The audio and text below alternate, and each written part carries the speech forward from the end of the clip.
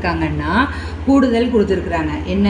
ஒரு தொடர்னுடைய n உறுப்புகளின் கூடுதல் கொடுத்துருக்குறாங்க. அதாவது sum of n natural number கொடுத்துருக்குறாங்க. Sn என்னன்னு கொடுத்துருக்காங்க?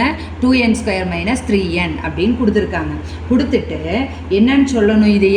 இது ஒரு கூட்டுத்தொடர் வரிசை என நிரூபி அப்படின்னு சொல்லியிருக்காங்க. Show that the series is an AB. இது ஒரு ஏபி தான் அப்படின்னு ப்ரூவ் பண்ணணும். ஏபினா என்ன? டிஃப்ரென்ஸ், காமன் டிஃப்ரென்ஸ் வந்து பொது வித்தியாசம் ஒரே மாதிரி வரணும். ஓகேவா? ரெண்டாவது உறுப்புலேருந்து முதல் உறுப்பை கழி, மூணாவது உறுப்புலேருந்து ரெண்டாவது உறுப்பை கழி, எல்லா கழிச்ச ஆன்சரும் ஒரே மாதிரி வரணும். ஓகேவா? அதுக்கு என்ன பண்ணுறோன்னா, Sn கொடுத்துருந்தாங்கன்னா முதல் உறுப்பு என்ன, ரெண்டாவது உறுப்பு என்ன, மூணாவது உறுப்பு என்னன்னு தெரியாது. அப்போது முதல்ல கூடுதல் கண்டுபிடிக்கலாம். இப்போது நம்ம இந்த மாதிரி ஒரு சீரீஸ் எடுக்கிறோம். 1 3 5ன்னு எடுக்கிறோம். ஃபஸ்ட்டு உறுப்பு 1, 1ஐயும் 3ஐயும் கூட்டு 4, இந்த 4 கூட இந்த அடுத்த மூணாவது உறுப்பை கூட்டு 9. இப்போ நமக்கு இதுலேருந்து எதுக்காக நான் இதை எழுதி காமிக்கிறேன் அப்படின்னா, இது S1ங்கிறது என்னவோ அதுதான் முதல் உறுப்பு.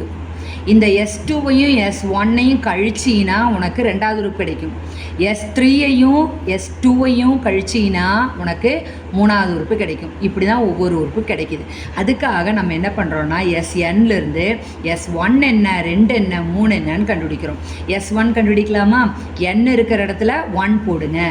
ஸோ 2 n இருக்கிற இடத்துல 1 போடு, ஸ்கொயர் -3 இன்ட்டு இந்த n-க்கு பதிலாக 1 போடு. 1² இஸ் 1, 1 இன்ட்டு 2, இப்போ 2னே வந்துடும். -3 இன்ட்டு 1 3, இது 2 -3னா -1. இதே மாதிரி S2 கண்டுபிடிங்க. இதை பாருங்கள், n-க்கு பதிலாக 2 போட்டிருக்கு. போட்டால் 2 இன்ட்டு 4 -6, 8 -6 2ன்னு வந்துடுச்சு. இதே மாதிரி S3 கண்டுபிடிங்க. n இருக்கிற இடத்துல மட்டும் 3 போடு, மற்றெல்லாம் அதே மாதிரி போட்டு கண்டுபிடிக்கும் போது 18 - 9 is 9ன்னு வந்துருச்சு. இப்போ என்னெல்லாம் வந்துருச்சுன்னு பாருங்கள்.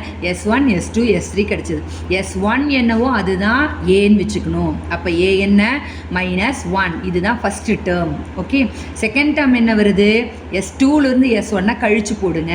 கழிச்சு போட்டால் ரெண்டாவது டேர்ம் கிடைக்கும். ரெண்டாவது உறுப்பு என்னன்னு கிடைக்கும். S2லேருந்து S1 கழி, S2 வந்து 2 மைனஸ் இந்த -1 வரும்போது இது மைனஸ் இன்ட்டு மைனஸ் +1 ஆயிரும். 2 + 1 3 ஆயிரும். ஓகே, அடுத்த தேர்ட் டேர்ம் என்ன வரணும்? தேர்ட் டேர்ம் சொல்லும்போது S3லேருந்து S2 கழிச்சிரு. S3 9 -2 போட்டால் 7. இப்போ என்னெல்லாம் உறுப்பு கிடைச்சிருக்கு? ஃபஸ்ட் உறுப்பு -1, அடுத்தது 3, அடுத்தது 7. இப்படி தானே கிடைக்குது. 4 நாளாக கூட்ட உனக்கு வந்துக்கிட்டே இருக்கான். -1 கூட 4 கூட்டு 3, 3 கூட 4 கூட்டு 7, அப்படியே வந்துக்கிட்டே இருக்கா. இப்போ D1 பார்க்குறோம். D1 என்ன வரணும்? Second term minus first term. Second term 3 minus first term -1, minus into minus +1 ஆயிரும். 3 + 1 is 4. சரி, D2 கண்டுபிடிக்கலாமா?